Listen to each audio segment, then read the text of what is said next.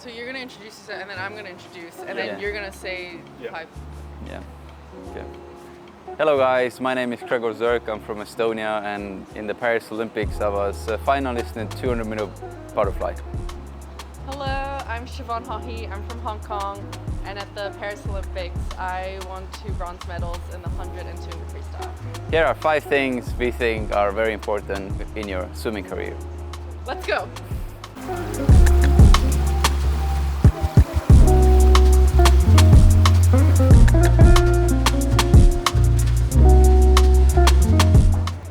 I think pre-pool is super important. Like now I'm massaging my feet with a golf ball, and at the same time I can talk with you guys or with my teammates. So, but when I move on with my pre-pool routine, then obviously there's going to be less talking and more doing exercises. They're mainly mobility exercises. There can also be dynamic exercises and some movements.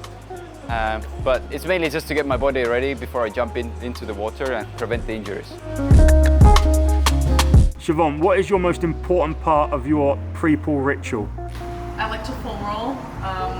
This is something that I do before every practice, and I travel with me. I take my foam roller with me everywhere I go. So yeah, I can't go a day without foam rolling. I want to do some real exercises. I'm not doing pre-pool because I'm coach.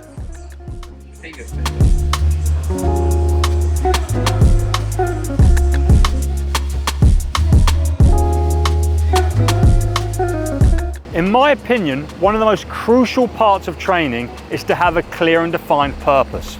So if you're a swimmer out there watching this and you don't know why you're doing any given session, be it a Monday morning or a Thursday night, communicate with your coach. Ask them, why are we doing this? What are the training goals and purposes? What energy system are we working? And as a coach, if you're watching this, you need to be able to define those things to your athletes and to yourself to make a structured training program that is going to benefit your swimmers. For us in this very given session this morning, this Friday morning here in Gloria, we're doing some threshold 150s. You can see the full session here, and it's clear and defined what we're doing. We're working that aerobic system via hitting their threshold. And we're doing this over a mixture of 21 150s. We've also really worked on keeping the session engaging. Now that's something that we can get more out of the swimmers in this threshold. Instead of just doing 21 50s all at threshold, we're mixing it up. We've got some low aerobic kick in there, and we've got some descending portions just to like play around with their heart rate in the correct zone that it needs to be. Of course, we're working some other things. So in warm-up, we're working some skills of some scull and some paddle play as we descend their heart rate into being prepared to swim at this higher level. Another session example would be last night, where we've done some fartlek training to work on their anaerobic capacity, working blue, which for us is 200 race pace, over kick, pull and swim. Tonight, we're going to be doing the last session of the week, which will be 25 short course, a little bit more race specific, working at their 200 race pace.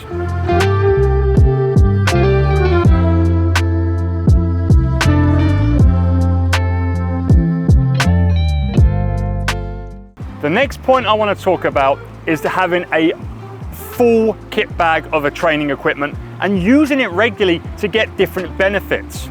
Take the snorkel, for example. This allows you to work on your body position, your head position, and isolate different elements of your stroke, like catch. Siobhan and Kregor use a snorkel every session, and if you don't have one, you should absolutely go get one. Also, if you're a sprinter, using something like a parachute is hugely important for developing power. And while you shouldn't be swimming long distances with one, doing things like 15s or 25s fast really is necessary if you want to be a super fast swimmer. And lastly, I just want to talk about my favorite piece of equipment, outside the snorkel, the fins. I need these to keep me sane. Siobhan's now going to tell you all about what equipment she used during this session. Today, we use a bunch of equipment. We have a sponge, pink, fins, pink, snorkel, pink, kickboard, pink, pull buoy, pink, the big paddles, pink, and the bag, which is unfortunately not pink. We also use the tempo trainer, also not pink, and my water bottle. And you didn't use the finger paddles? No, I didn't. I took them out because I thought I might use them for the easy swim. So that's all the equipment. Would you say you use this much equipment on every session? For the most part, yes. I think especially in the mornings when we do aerobic swimming and skills and drills, we use at least 4 or 5 equipment every session. And favourite piece of equipment? For easy swimming, I like fins, and for fast swimming, I like big paddles. Worst piece of equipment? The sponge. Actually, parachute. Parachute. Today. You didn't use, and it's not pink, it's yellow. Yeah.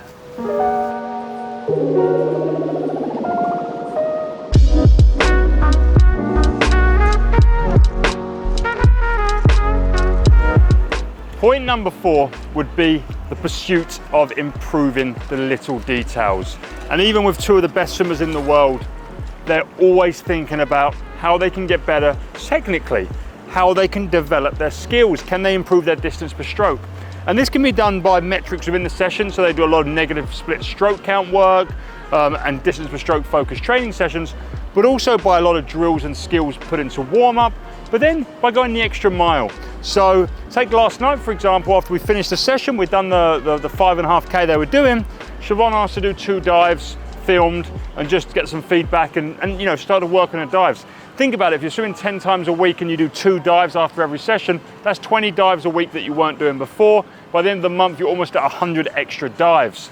We also do a thing where at the end of once per day we do this, but at the end of every morning session, we do 3 100s with a 15 meters fast from a turn.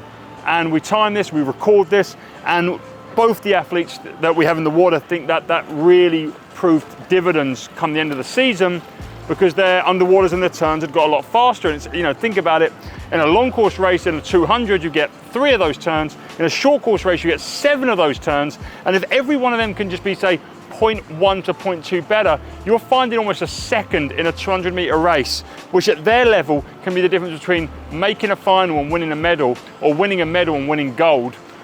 So it's just hugely important, and you know, you can't not think about these things. Doesn't matter how good you are, you can develop every detail of your swimming.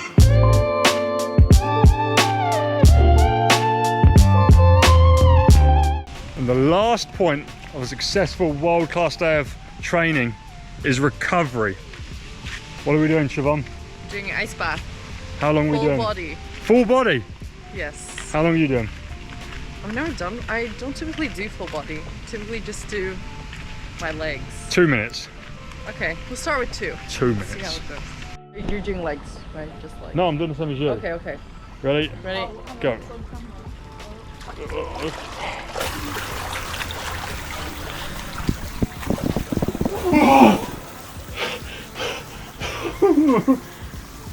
It's not that bad, actually. What are you talking about? No, really, it's not that bad. You have a laugh. This is the worst experience of my life. No, I'm controlling myself. Nina behind the camera is telling me to scream and use adjectives of disappointment. 39 seconds the GoPro's been on. I feel fine. Are you going to get your shoulders under?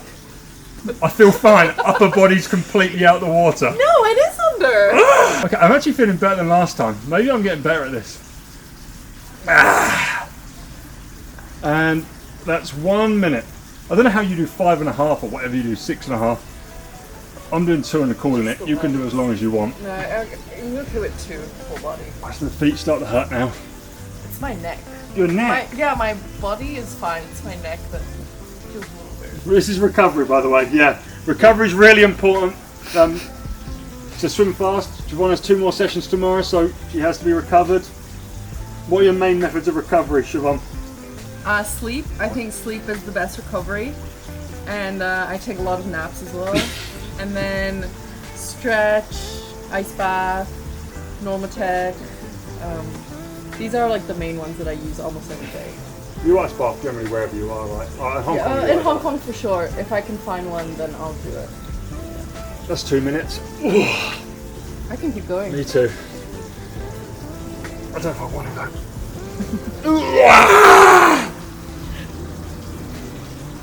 So when I looked, I was alright when you was talking. I was like, oh, this is nice. And then My voice is very calming, isn't it?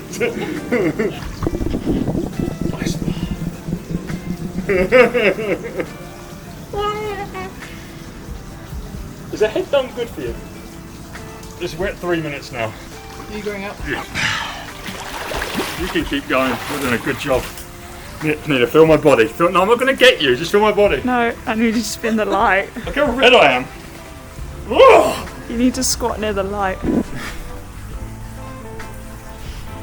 Squat near the... What is happening? Oh. Okay, I think I'm done as well.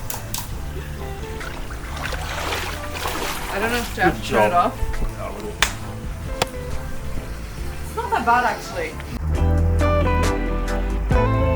Thanks for watching this video, and I hope that you learned a lot.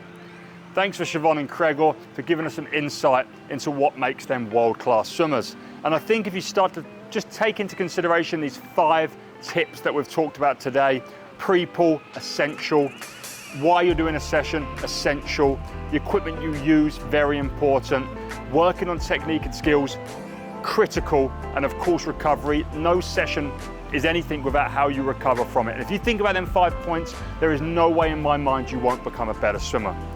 I hope you enjoyed this video. If you did, leave a like. If you want to support me further by buying some merch or online training programs like the t-shirt that Siobhan was wearing earlier, head over to my website www.theswimsuitguy.co.uk, and as always, I'll see you on the next one.